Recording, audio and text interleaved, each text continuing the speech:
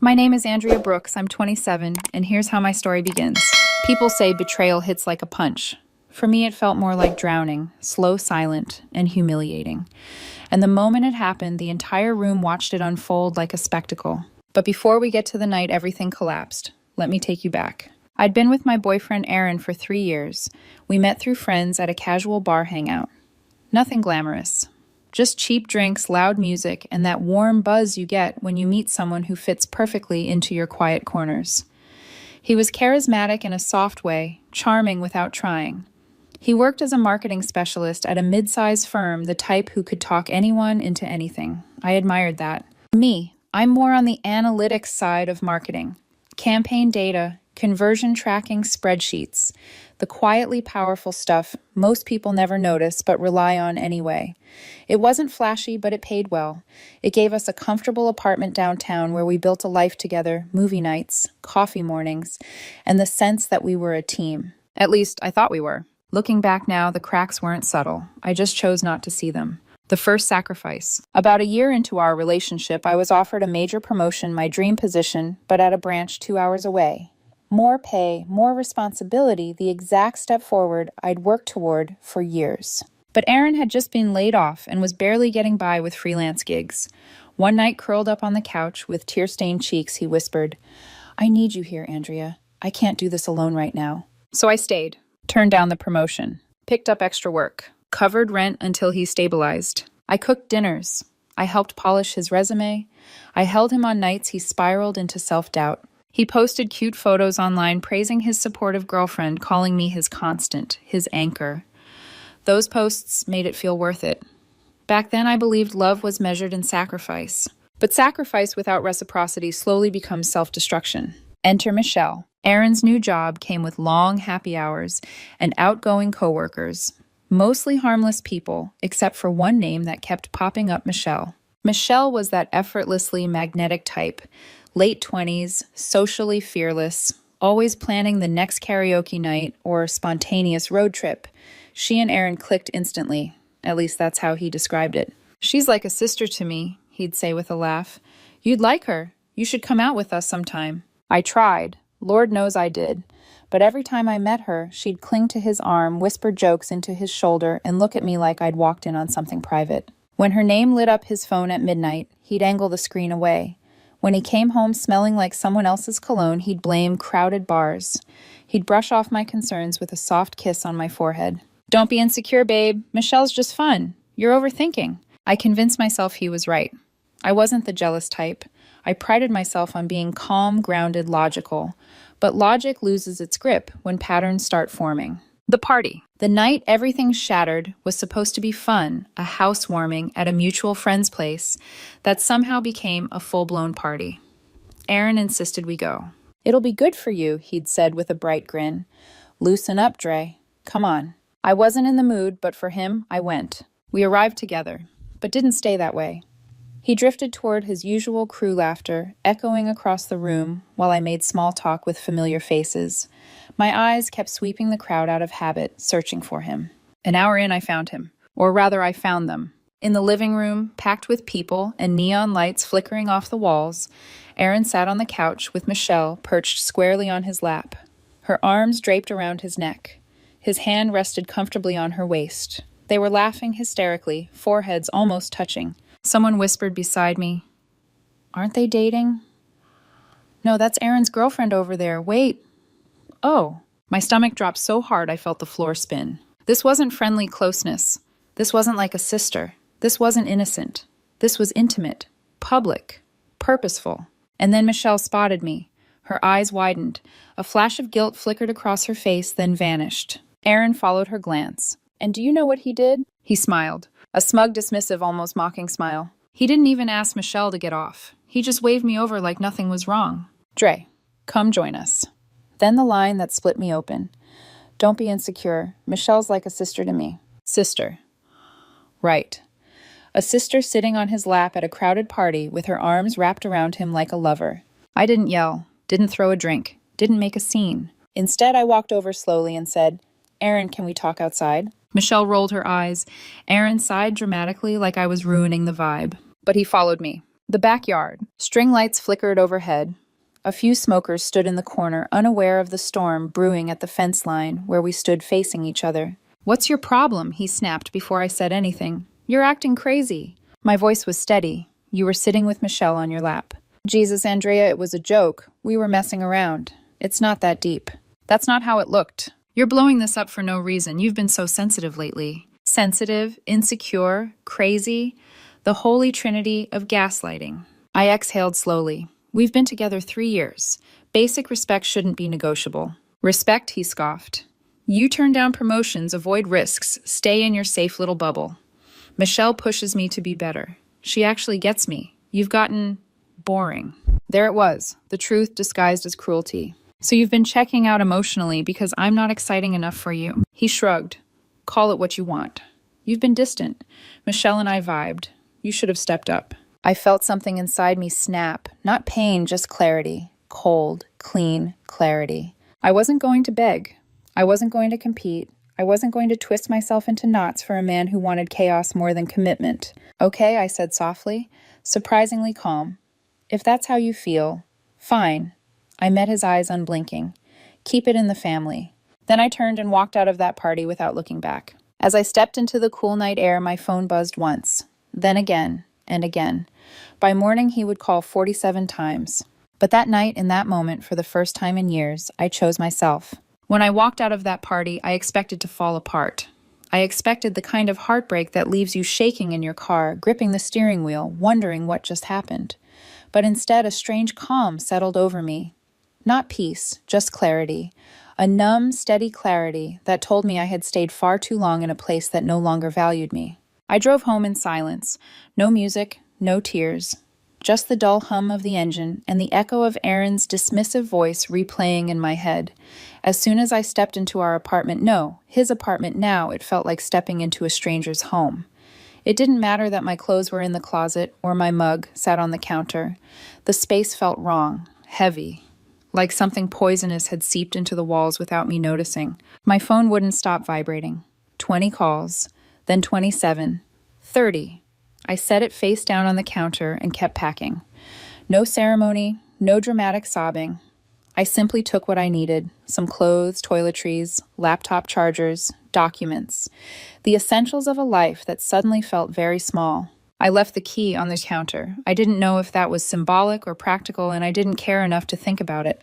I just needed distance, fresh air, silence that didn't come with excuses, gaslighting, or Michelle's perfume on his clothes. I crashed at my friend Maya's place that night. She didn't ask questions. She took one look at me, opened the door wider, and handed me a blanket.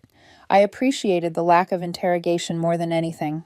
I wasn't ready to unravel or retell the story. I needed stillness first. Morning came too quickly. My neck ached from her lumpy couch, and sunlight cut into my eyes like it was trying to interrogate me. When I picked up my phone from the coffee table, it was dead battery drained by persistent ringing and vibrating. I plugged it in, waited for it to revive, and when it finally lit up, the notifications poured in like a flood bursting through a cracked dam. 47 missed calls, 11 voicemails, texts upon texts, some from him, some from friends who had seen me leave the party asking if everything was okay. His messages ranged from irritated to pleading. "Andrea, answer your phone. Can we please talk like adults? You're being dramatic. Dre, I'm worried. Why are you doing this? I didn't even do anything. Seriously, this is childish. Call me. Andrea. Please call me back." The emotional cycle was predictable. First denial, then annoyance, then guilt-tripping, then panic, then looping back to blame. All of it so painfully familiar that it almost made me laugh. I didn't respond. I didn't even open the voicemails. I turned the phone off again. By late morning, I forced myself back to the apartment to gather the rest of my crucial belongings.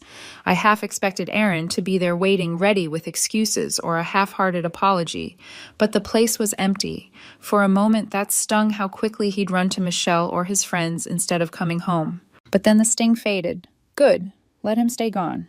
I packed the rest of what I needed into duffel bags and left everything else untouched. Furniture shared kitchen stuff towels. Those were just objects.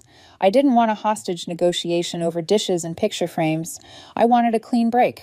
By the afternoon, I'd signed a short-term lease for a small studio across town. It wasn't much, just a bed, a kitchenette, white walls. But the air felt different there, open, fresh, like I could finally exhale. When I sat down on the mattress, I turned my phone back on, unblocked. Aaron for 30 seconds and typed exactly one message. The apartment is yours for now. I'll cover my half of the rent until the lease ends. We can split the belongings later. I don't want drama. Then I blocked him again. For the first time in 3 years, I drew a boundary and didn't apologize for it. That night, I deleted every social media account tied to our relationship. Not in anger, not to erase him, but because I didn't want to be tethered to a world where people judged my stability by how many smiling photos I posted with a man who didn't respect me. The silence was unfamiliar but strangely comforting. It wrapped around me like a protective blanket. Friends reached out confused, curious, too interested. I kept my replies short. Aaron and I are done. I don't want to talk about it. Please don't get involved. Some respected it, some didn't. I muted the ones who couldn't take the hint. The days blurred together. I worked long hours because it was the one place where my brain didn't replay the party over and over. My boss noticed the change. "You're sharper these days," she said. Focused. Whatever switch flipped, keep it. I started going to the gym again, something I'd stopped doing because Aaron complained I spent too much time on myself. The first few days were rough. My body felt heavy, drained, but every run loosened something inside me. Every weight lifted made me feel less fragile. I cooked meals for one. Simple ones, nothing fancy. But the act of feeding myself felt grounding. Sometimes the loneliness hit like a gut punch. The silence in my studio was thick at night. My mind replayed all the little things I had brushed off Michelle's constant texts, the late-night work drinks, the way he angled his phone away from me. The unfairness gnawed at me.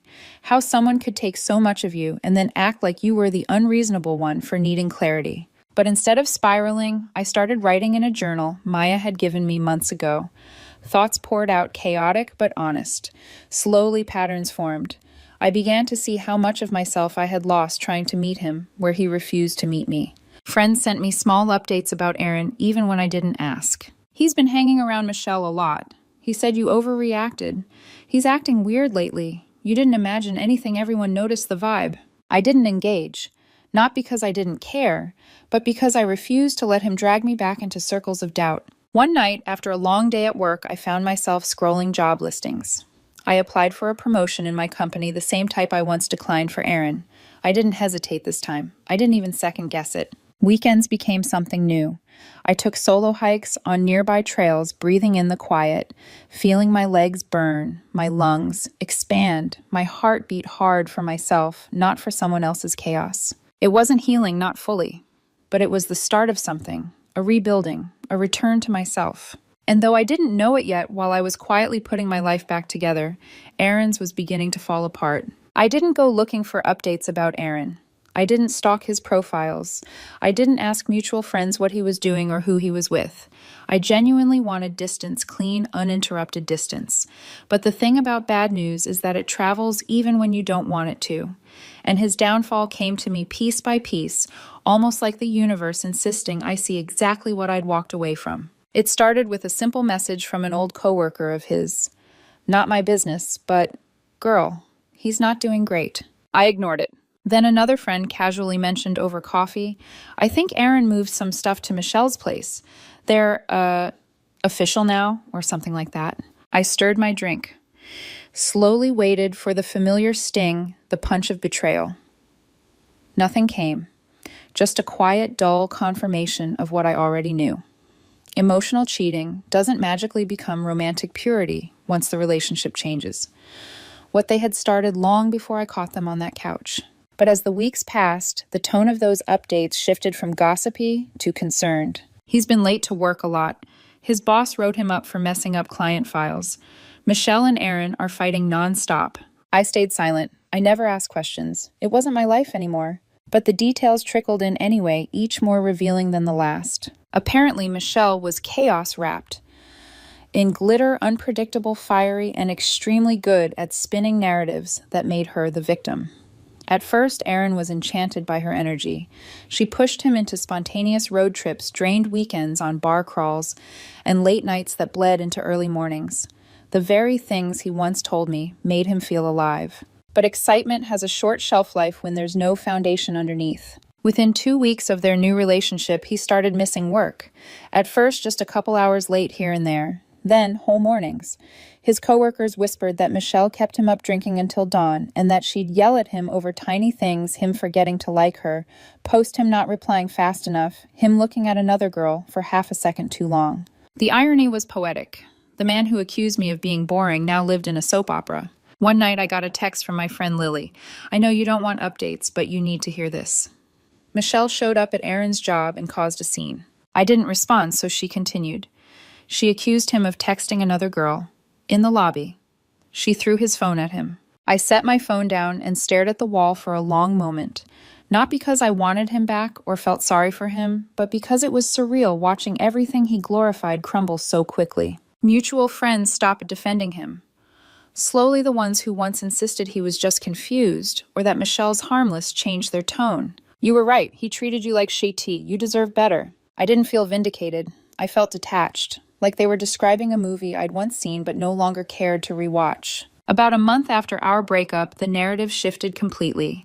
Instead of small fights or public scenes, the story took a darker turn. Michelle had been fired from her job. I didn't know the details, but apparently she'd been flirty with a manager. Things got messy, and it became workplace gossip.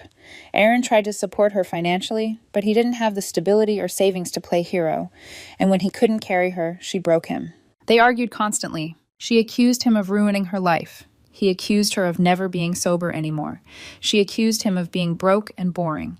He accused her of using him. Eventually, it escalated, and one night, according to someone who lived in Michelle's building, they had a screaming match in the hallway. Michelle shoved him. He yelled back. Security was called. Michelle slammed the door in his face and locked him out.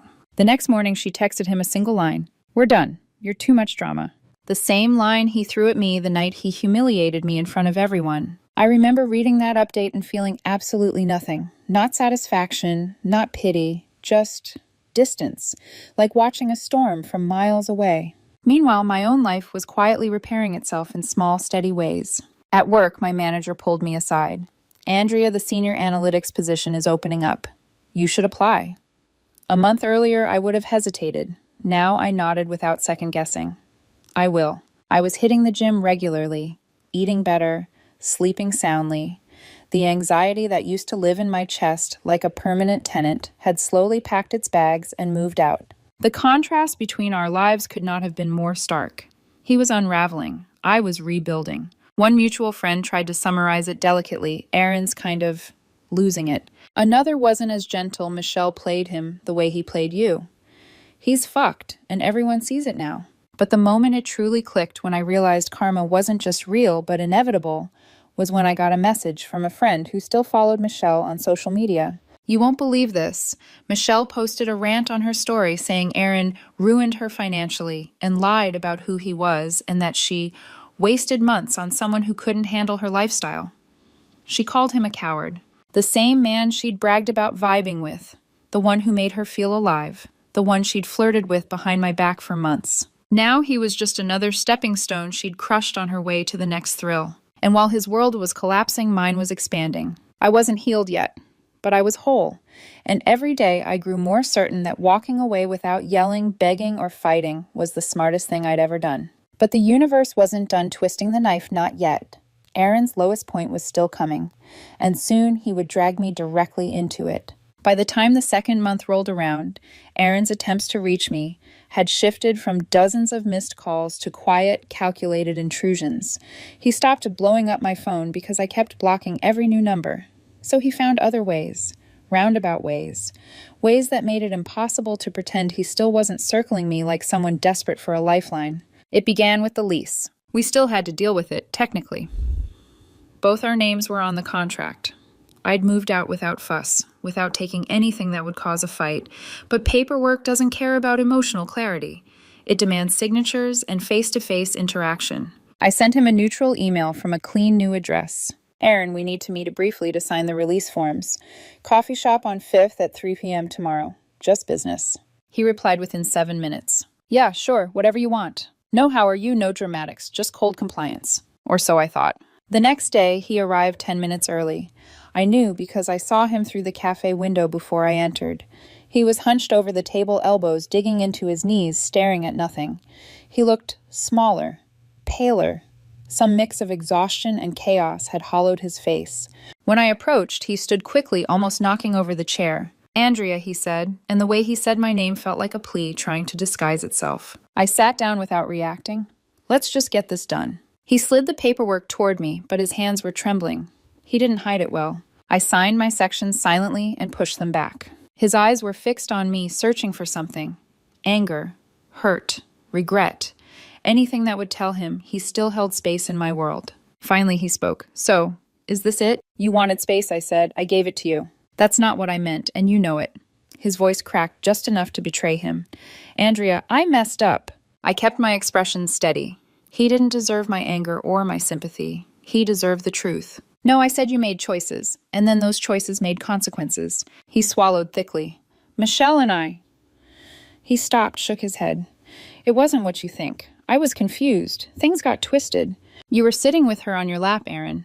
That night was stupid. I was drunk. She sat down. I messed up, but I didn't cheat." "You didn't cheat physically?" I said calmly. "Emotionally. You were gone long before the party." He flinched. "Andrea, please," he whispered. "I've been trying to get my life back together. Work's been tough. Michelle screwed me over. I need someone who actually believes in me." There it was. Not "I miss you." Not "I'm sorry." Not "I hurt you, and I see it now." He needed someone. He needed stability. He needed comfort. He didn't need me. He needed what I gave him. "No," I said softly, firmly. "You want a safety net. I'm not that anymore." His breath hitched. "Don't say that." I stood up. "Sign the papers, Aaron." He hesitated, then scribbled his signature with shaking hands. As soon as the pen dropped, his emotional restraint cracked completely. He reached out, grabbing my wrist gently, not forcefully, but desperately. "Dre, please, don't leave like this." I pulled my hand back. "Goodbye, Aaron." I walked out of the cafe before he could say anything else. I blocked his email on the way to my car. But that was only the beginning. 2 days later, my phone buzzed with a message from an unknown number. "Andrea, I need to talk to you. Please unblock me. Just give me 5 minutes." Blocked. Next day, another number. "Please don't do this. I'm trying to fix things." Blocked. Then it escalated. Mutual friends began texting. "Hey," Aaron reached out. "He's not doing well. He said he needs closure. Are you sure you don't want to talk to him? He's a wreck." I responded the same each time. "It's not my job to fix him. Please respect my boundaries." Some listened, some didn't. His sister called me next. Her voice was sharp, accusatory. "Andrea, you're being cruel. He's heartbroken. He says you won't even hear him out. You were together for 3 years. You owe him a conversation." I hung up mid-sentence and blocked her. Then came the worst line of all from his best friend. "Come on, Andrea. He chose Michelle because she was fun. He chose you because you were stable. Now he needs stability again. Don't kick him when he's down." The entitlement was staggering. I stopped replying altogether. But Aaron wasn't done. One Wednesday afternoon, my office front desk called up in a panic. There's a man down here insisting he needs to see you. He says it's urgent." My stomach sank. I went downstairs, determined to end this once and for all. He was waiting in the lobby, pacing hands in his hair, eyes bloodshot. "Andrea," he said, walking toward me like I was the only solid thing in a collapsing world. "You can't just disappear. Please, I need you." "No, Aaron," I said quietly. "You need control. There's a difference." "You left me," he snapped. "After everything I gave you. You gave me gaslighting, excuses, humiliation." "You're heartless," he hissed. "And you're out of line," I replied. "Leave." No. Security escorted him out while he shouted over his shoulder, "No one else will put up with how cold you are. You'll regret this." But I didn't regret a thing. Not then, not later, not now. Because walking away wasn't cruelty, it was survival. And karma wasn't finished with him yet. 6 months after their breakup, I thought the story was finally behind me. My life had shifted so far from the person I used to be that sometimes it felt like I was looking back at someone else's memories, someone else's heartbreak. The girl who walked out of that party had been exhausted, shrinking, apologizing for taking up space. The woman I was becoming didn't apologize for breathing. Work was thriving. I'd earned the promotion I once turned down. My studio apartment had slowly transformed into a real home. Plants, warm lights, books stacked in corners. The kind of cozy clutter that belongs only to someone who finally has room to grow. And I had started seeing someone, Evan. It wasn't rushed. It wasn't dramatic. He came into my life quietly like soft rain after months of storms, steady, patient grounding. A friend introduced us at a weekend hiking group, and over time, he became someone who listened more than he spoke, someone who noticed small things, someone whose presence didn't demand sacrifice, only honesty. We were still taking things slow, but he made me feel safe in ways I'd forgotten were possible. When a mutual friend invited me to her wedding, I hesitated. Aaron would be there. Michelle might be there. The old version of me would have stayed home, avoiding awkwardness, avoiding conflict, avoiding anything that might cause emotional turbulence.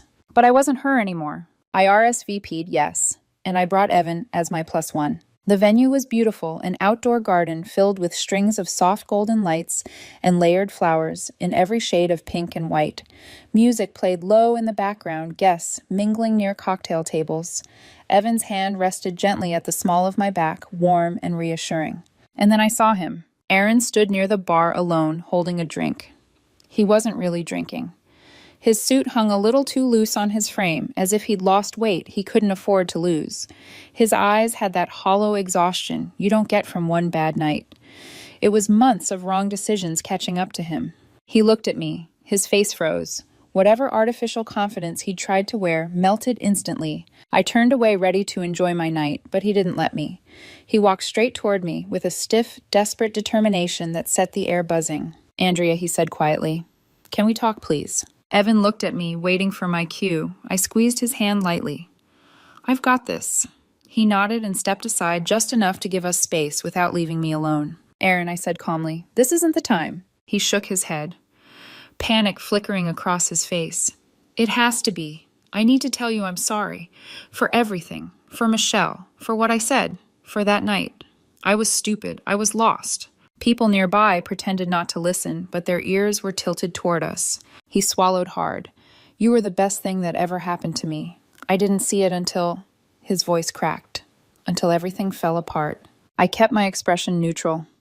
"Aaron, I hope you figure things out, but whatever you're looking for from me, it's not going to happen. I've been in therapy." He rushed out like it might sway me. "I'm trying to fix myself. Michelle, she used me. She drained me. She cheated on me. She took my money. I stopped him with a small motion of my hand.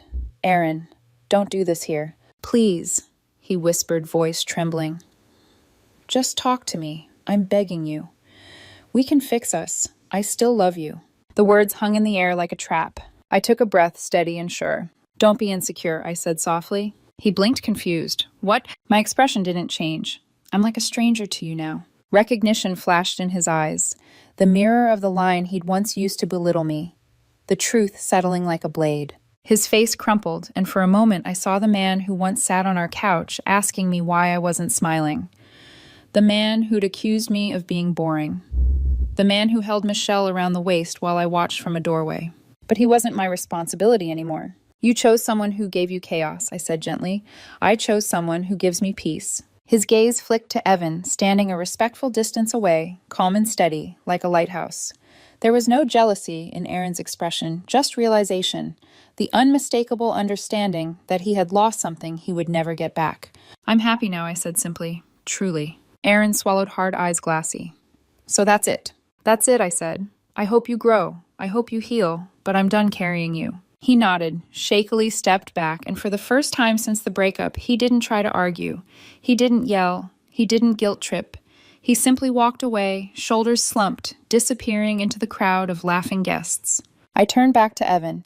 He smiled softly and brushed a thumb over my hand. "You okay?" "Yeah," I said, and I meant it. Later, someone told me Aaron left early, slipped out before dinner, before the first dance, before the toasts. I didn't notice. I was too busy living. Dancing, laughing, breathing easily for the first time in so long. That night, walking back to the car with Evan beside me and the distant sound of wedding music fading behind us, I realized something. Betrayal doesn't define you. Walking away does. And you don't need rage, revenge, or spectacle to win. Sometimes dignity is the sharpest justice.